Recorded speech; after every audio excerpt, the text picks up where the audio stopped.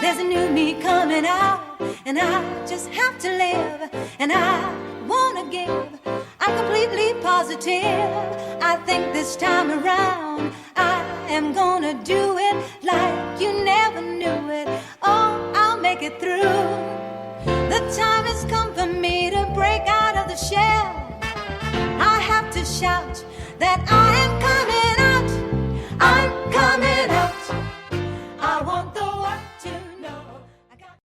Welcome to the show Never Too Late Ever, where we focus on making the next chapter of your life the very best chapter ever. I am your host, Lorraine Hobing, and I am delighted that you are joining us today. This day could change your life. Open your heart, open your ears, and listen. You may find a gem, a treasure that you can apply to your life today, and I am so excited. Hi, Leanne. How are you today? Hey, Lorraine. I am so excited to be here. We're going to have such a good time. I'm so excited about this. I'm excited to talk to you because this is a topic that I love to talk about because I think it is so practical and sometimes overlooked. So let's get on with this. And let me tell you a little bit about my guest today. Her name is Leanne Pruett, and she's the founder of Let's Ace Your Space. Don't you just love it? And the host of Ace Your Space Summit. She's on a mission to help entrepreneurs and other on-the-go people just like you to simply simplify their life and declutter so that it is no longer decluttering that blocks their momentum and keeps them from things that they really want in life. Leanne retired from her day job of almost 30 years, wow, in 2017. She was ready to leave the typical 9-to-5 grind behind and start something that would make a lasting impact on people's lives. Decluttering, organizing, and space planning are some of her favorite things. So starting Let's Ace Your Space was a natural direction for her to take. Leanne hasn't always been an organized person. And I love this, Leanne, that you put that in there because some people are almost born organized. And the fact that you admit that you weren't just naturally organized, and that's where I think that's probably where the dream began. But she was able to change her habits. So listen out there, and mindset around her space and finally get her home decluttered. She also helps a lot of folks declutter and organize their homes to free up powerful mental and physical energy to accomplish their goals. I love that because I have found when I have had a lot of clutter, it does take my emotional and mental energy. So that's great. Well, welcome, Leanne. We're so happy to have you. Thank you, Lorraine. I'm so happy to be here. I'd love you to tell us a little bit about where you're from and a little bit about you and how you got into the decluttering. Just a little bit before we start in the nuts and bolts. Sure. Well, I live in Raleigh, North Carolina. I'm originally from Atlanta. And like you said, I worked for almost 30 years in the regulatory affairs industry, pesticide regulatory affairs. So I took a complete 180-degree turn when I left that and started decluttering. But I'm going to tell you just a quick little story that kind of that really illustrates how cluttered I really used to be.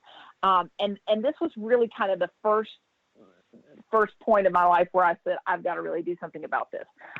When I was in graduate school, I had a 1-bedroom, it's like a studio apartment.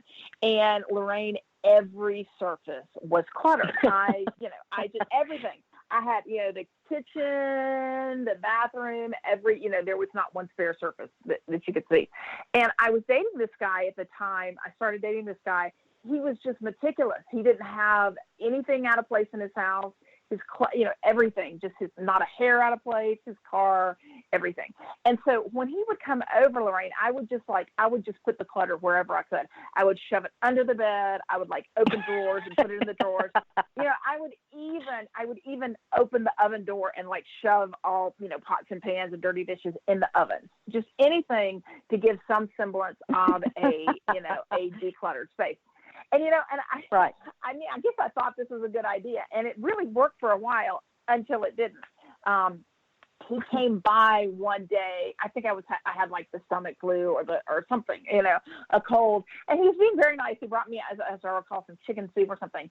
But of course I neither had time to, nor did I feel like cleaning the space up, or decluttering before he came. So I could tell, when he walked in that space, the look on his face was just so shocked. It was just it was a side of me he had never seen, really. And so, he was very nice. He stayed for a little while, left the soup. And I think maybe after that we had one coffee date, but essentially we really didn't date anymore after that point. Now, was it all the clutter? I'm sure it was not. But I also know that the clutter was a huge factor in his decision. And at the time I thought, I just don't want to have clutter get in the way of me and a relationship I want. I don't want clutter to be the reason. So at that point, that's when I really started trying to figure out. There were a lot of trials and errors and false starts, but that's when I really got started, diving into and figuring out how to declutter my space. Yeah, know what? It was probably kind of like a wake-up call, because you'd been able to hide that side of you, and then when he saw it and you noticed his reaction, then you realized, well, maybe I need to work on this. So yes, that, yeah. And it probably was many other reasons too, but that's great. So can you tell me this? Is there a difference between, because I was just thinking about this now, because I have always loved this topic. Is there a difference between hoarding and clutter? Are they the exact same thing? You know what? There really is a difference between hoarding. I mean, a lot of times we say, oh my gosh, my house looks like I'm a hoarder or something like that. But if someone actually is, clinically, I think it's actually a clinical diagnosis. If you're clinically diagnosed with hoarding, you don't realize that there is something wrong. Okay. That you don't see anything wrong with what's in your space. Now, there is such a thing as persistent clutter, and that's when they feel like, oh, I just have so much stuff and it's driving me crazy, but I can't figure out how to clean it up. And their place may look like what you think a hoarder's place may look like. That's the term for that is more like persistent clutter. So there is a little difference there. And the difference is whether it's a problem for you. Right. And I love that. I love that definition, just because that puts a lot of people that just have the basic clutter and it's driving them crazy. Then they realize, okay, I can put in some habits. And I love that you said the hoarding is more clinical. There might be some emotional issues there that a person may deal with. But we're dealing with the clutter, which can happen to many of us. And I have found that sometimes in small spaces, I can even be tidier. The larger the space, sometimes it's really odd, because you think it's the other way around. But you can be neater and tidier in a small space, because everything has to have a place and a purpose. Let's dive right in. Okay. So for the viewers out there that long to declutter a little bit, and as we age, I think that we all have a need to we're more aware that we need to declutter. At least that's what's happened to my husband and I. We know that we want to simplify our life instead of being almost taken over by our possessions and all our stuff, which you tend to collect. So how do the people out there get started? Say they recognize, like you did, okay, I've got an issue. So give us some helpful tips on where to start. Okay. All right.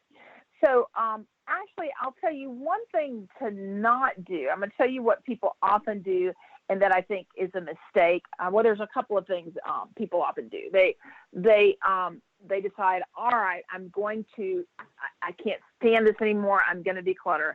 So they pick a place. Maybe it's their closet, maybe it's their kitchen, maybe it's like the guest room or the garage or something like that. And they just they say, I'm going to declutter, and they just pull everything out and put it out in the middle of the floor or the space or the bed or the table or whatever, and they start going through it.